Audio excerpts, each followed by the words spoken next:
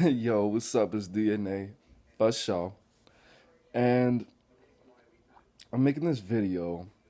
Hopefully, you watched my last video on dealing with the breakup, and there is some information that I gave you that can be dangerous. That wasn't necessarily. It was true, but I delivered it wrong. Now, the part where I said that you need to expose yourself to her presence, or these pictures and poems that you wrote for her, or vice versa. The whole thing about when you try to stop smoking and drinking and doing drugs and shit, that you have to expose yourself to these things just to just to build that muscle, just to make sure that it doesn't happen, and to make sure that you are really ready, and to just basically introduce the temptation in your life. If you lock yourself in the room all day and you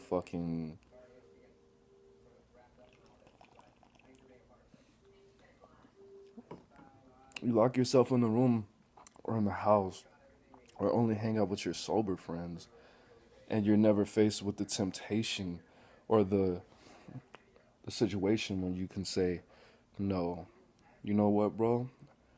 I'm just trying to stay sober for like a month or so, or I want to stop smoking for like a couple weeks. My lung capacities kind of, need some work. If you don't put yourself in those situations, yes, when you're tempted, you could go fucking a whole year, never smell a cigarette, never fucking get a hint of alcohol, or see anybody drunk, or see anybody do coke, whatever. But as soon as you see that, you're not prepared to be able to say no. So when you're ready,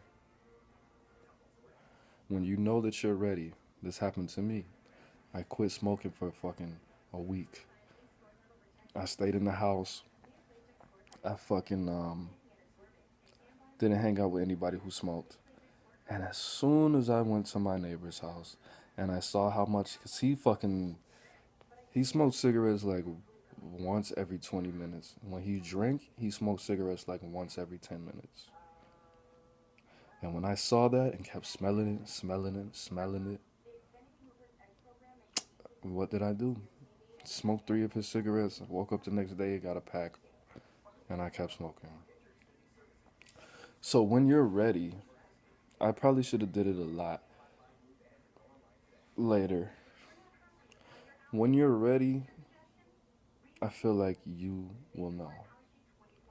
And if you dip your feet into the water, like I said with the whole liquor thing, you might not, if you're a hardcore alcoholic and you wake up with your hands shaking and shit, and you stop for your fucking 4 days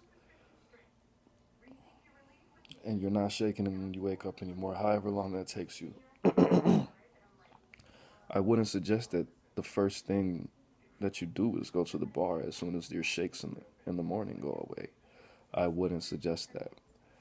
But what I am saying is, when you're ready and when you know that you're ready to say no, instead of just not even putting yourself in a situation, go for it. See what happens. Relapse doesn't have to be a part of recovery. It can be, and it doesn't mean that you failed, but it doesn't have to be. Go for it. You have to build that no muscle. You have to build the temptation muscle. And one thing that they taught me in school, because I did pay attention sometimes, is that, and this goes back, this is not all about addiction. This is about the girlfriend thing too. But once you and are an addict, and this is not totally true. If this chick is really the love of your life, and even if this is your wife and you're going through a divorce, I've never been married, but a lot of people say, you're always gonna be this. I'm always gonna have a place for you in my heart, and I've felt that before. My mom and my dad were in love at some point, and he proposed to her and shit, and they're still fucking best friends right now. Like, if you take that situation, divorce and addiction, being married, being madly fucking in love with somebody, like psychopathically in love with somebody. Not saying you're a psychopath, but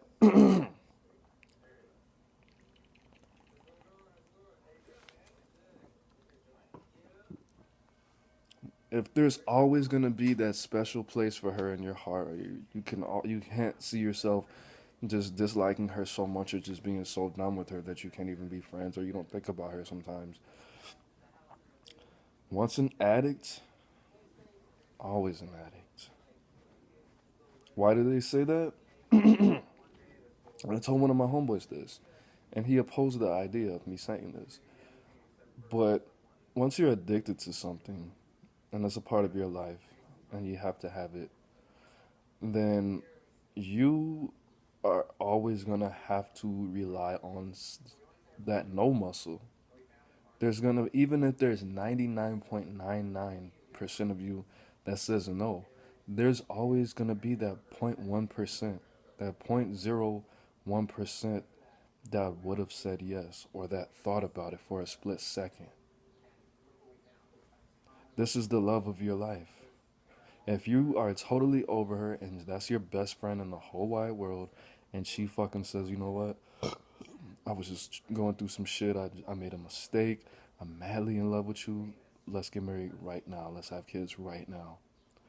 Even if your first instinct is to say, bitch, you crazy, there's always gonna be that 1%. There's always gonna be that special place in her heart for you that that stops time for a little bit, that, you know, that puts a little bit of hormones in your blood that makes you want to say yes.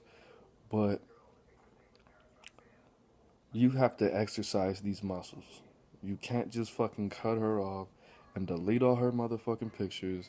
If you're madly in love with her, you want to marry her, you want her to be your wife, you can't just fucking, you can't do that for forever. You can't fucking stop hanging out with drunk people for forever. You can't avoid places that are going to smell like cigarettes for forever because they're going to make you want to smoke. You can't do that. You have to exercise these stress muscles because eventually you're going to run into the situation. Even if it's something so extreme as heroin. I mean, it's not really easy for you to just slightly introduce yourself to heroin and hang out with people who do heroin. Because you probably shouldn't, because that's pretty extreme. But maybe even going to bars and see how leaned out people are, or maybe they look like they could have done heroin. You can't really expose yourself slightly to things that are as underground as that. If it's weed, if it's fucking alcohol, if it's cigarettes, things like that, that's a little bit easier. If you want to go to some kind of clinic where people could be on drugs and you seeing them so fucking high, it just makes you want to get high. You can do that, but that's not even the point. When you're ready to slowly reintroduce these elements back into your life, just to build these muscles, not saying that you have to buy heroin and put it on the fucking table and just look at it and flush it down the toilet. But test yourself. You could YouTube videos of people. You could watch intervention people doing heroin and coke. That's a good idea because you know that could work. That will work. When you start to feel like, damn, look at this guy, he's so fucking high. Oh my god, the spoon, the spoon, the spoon. If that's just getting to you, click, turn it off, take a walk. But anyways, I didn't want that message. I don't want anybody to say fuck DNA. I stopped drinking for fucking 2 hours and I went to the bar and got a drink. That's not what I'm saying, bro. But add the temptation when you're ready, when you feel it's necessary, when you feel like you're the shit. Sprinkle a little, Sprinkle it. When you feel like, okay, I haven't thought about her in fucking 5 days. Wow. Open your phone up. Go through them pictures.